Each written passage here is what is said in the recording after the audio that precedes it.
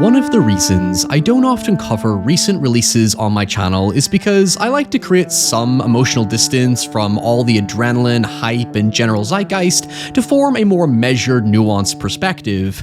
However, sometimes I say screw my selective principles, I just really want to talk about this film because Zach Cregger's Weapons has boldly positioned itself as my favourite film of 2025 thus far. Weapons tells the story of a quiet suburban town called Maybrook, where one night at 2:17 AM, 17 children from a single classroom each got out of bed, ran out of their homes, and vanished into the night and were never seen again. Over 1 month later, the town continues to adapt to this unexplained and extraordinary tragedy as the parents of the missing children grieve, point fingers, and demand answers, while the police continue their exhaustive and increasingly futile search. From here, the story follows several different characters in a loosely non-chronological structure, as we see the same events play out from each character's unique perspective, as the mystery naturally begins to unravel into a fairly unorthodox climax.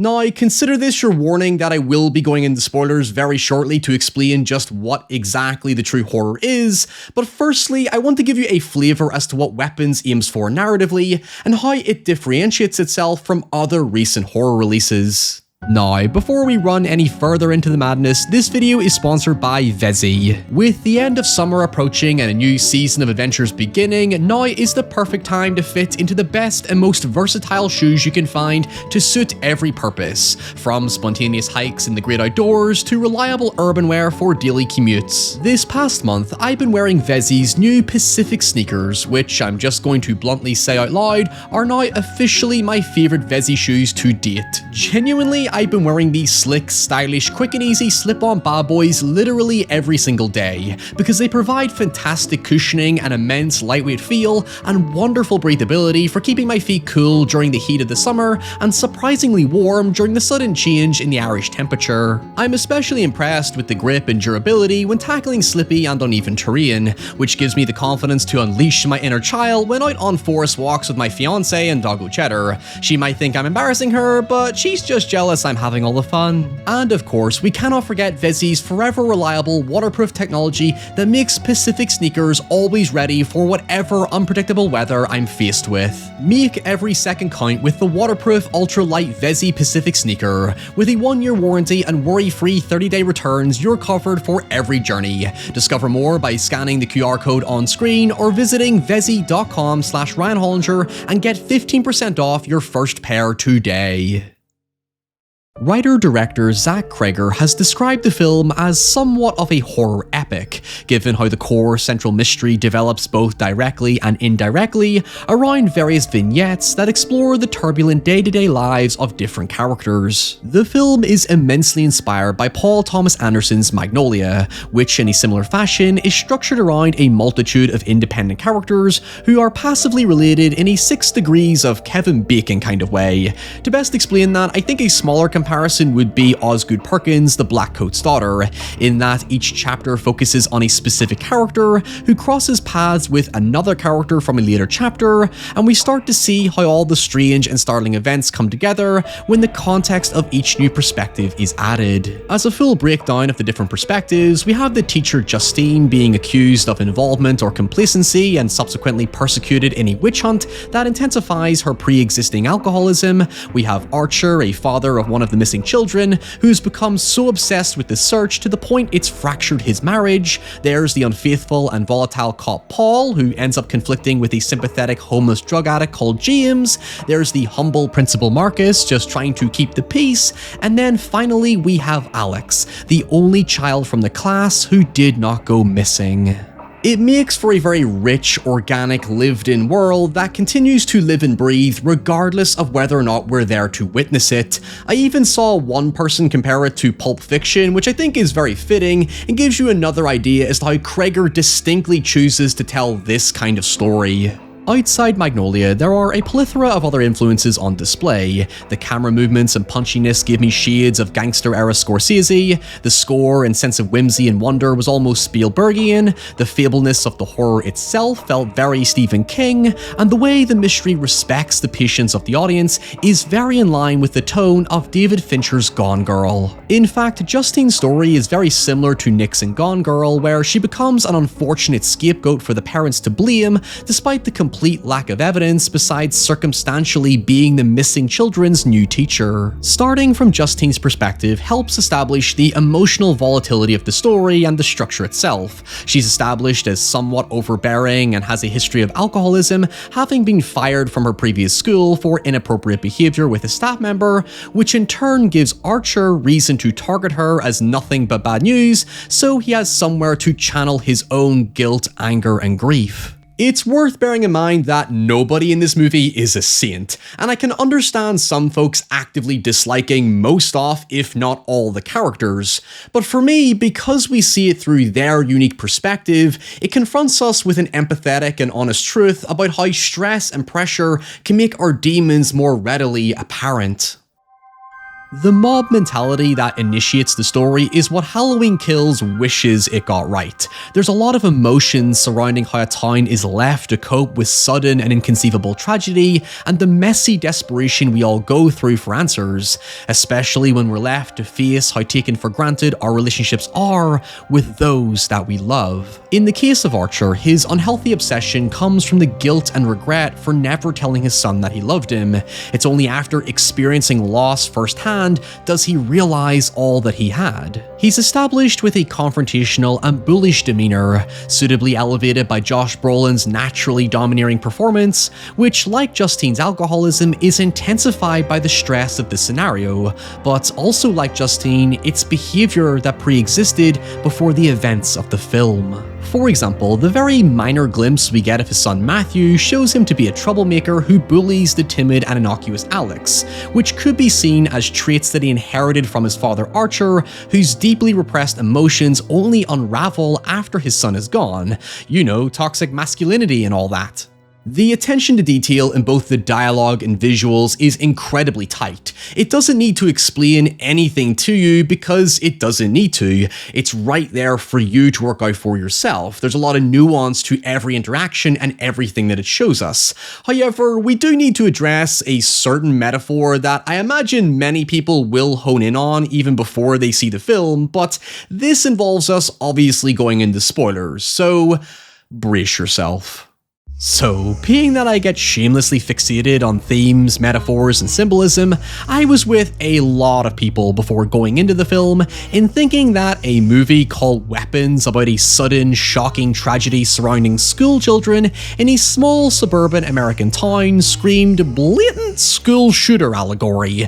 But here's the thing, when Matt Neglia of Next Best Picture directly asked Kreger about it, he actually rejected the thesis. I understand death to the author and all that, but in Kreger's perspective, Weapons is not intentionally a political or social commentary in any way, and has clarified in multiple interviews, it was conceived more so as an emotional stream of consciousness while grieving the loss of his close friend and collaborator Trevor Moore. For example, during the parent-teacher meeting when school recommences, it reads almost like a therapy session in the way Kreger described his writing process. We have to let ourselves feel anger and sadness and not suppress those emotions. We can't blame ourselves for how we react to profound tragedy and confusion, much like death. In the case of Archer and Justine, they're trying to deal with their emotions in their own ways, but they end up finding common ground in their grief.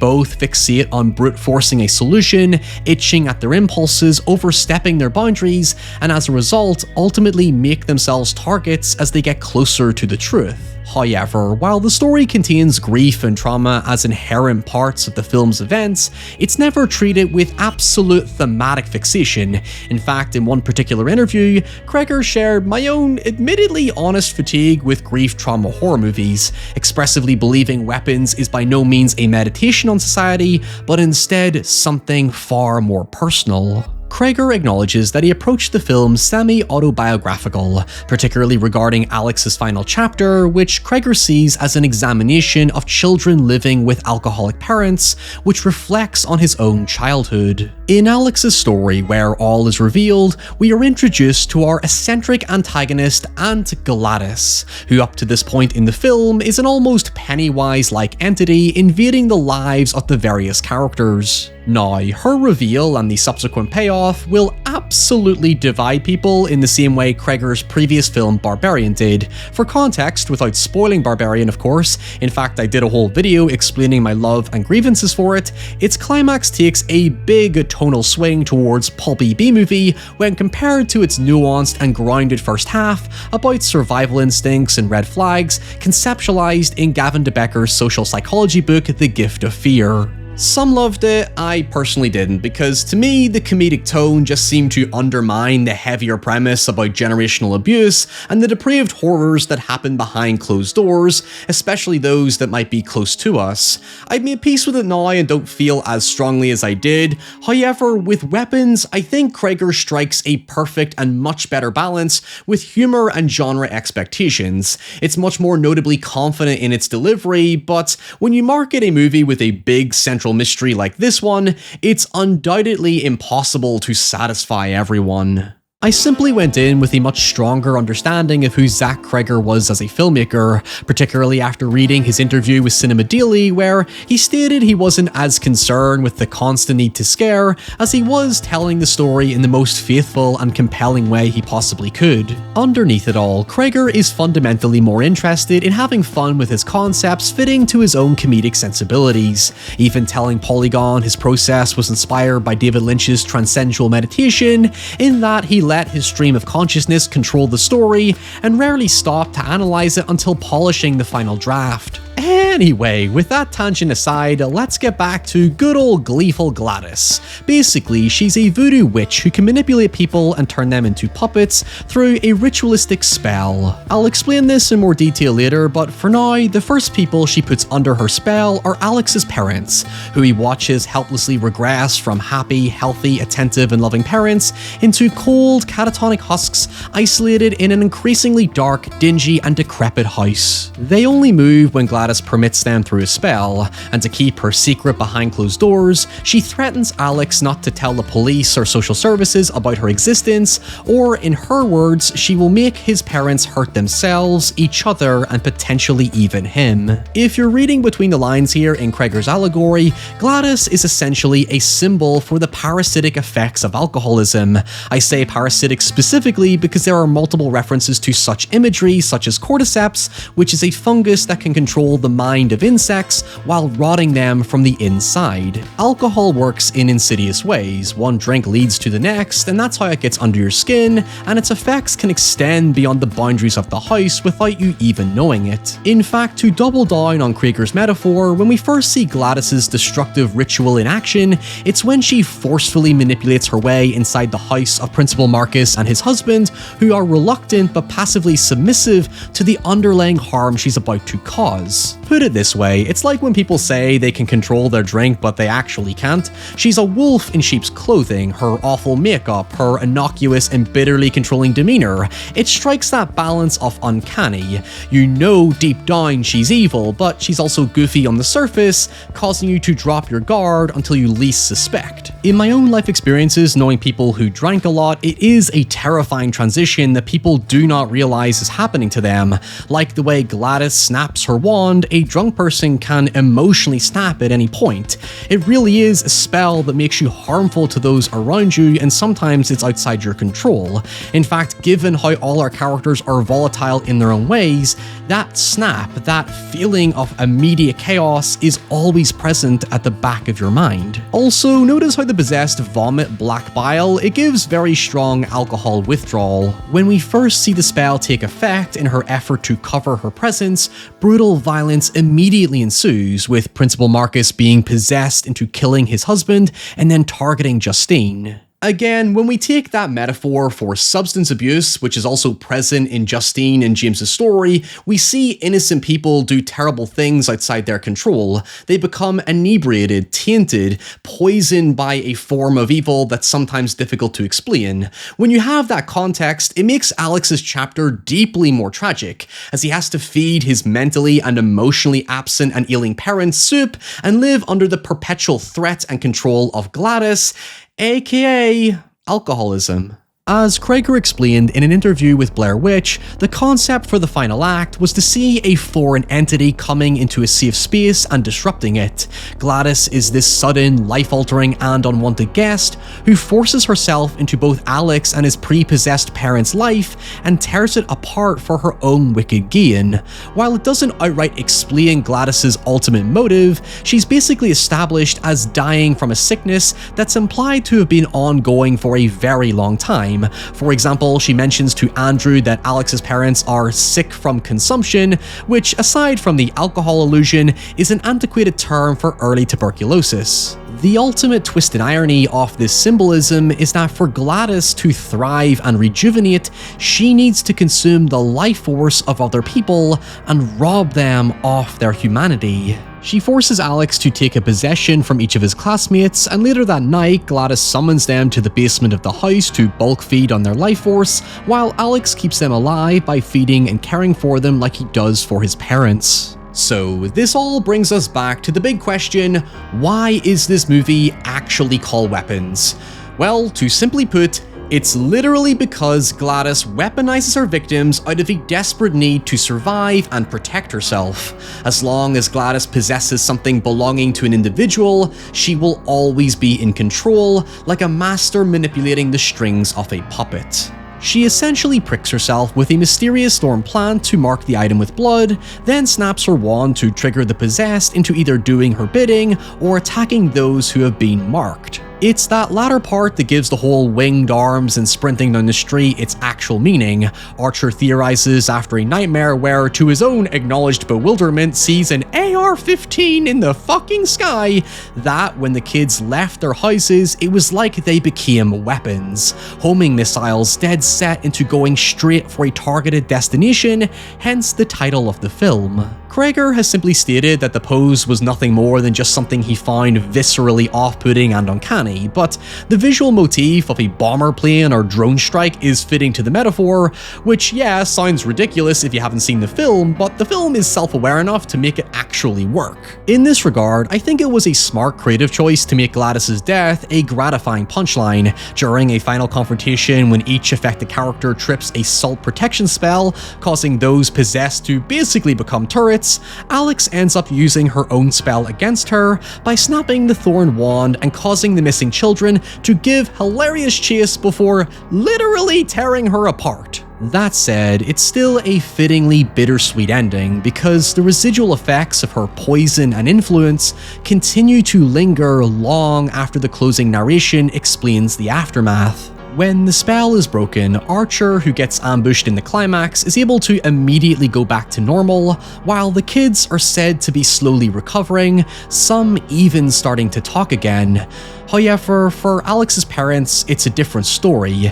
Given they were the first to be possessed and subsequently under the life force consumption spell the longest, they are now in a care home, still in a vegetative state. Alex, on the other hand, is now in foster care under what is said to be loving guardians, so it could be argued that hope still remains that, in time, he'll be able to slowly come to terms with his domestic trauma.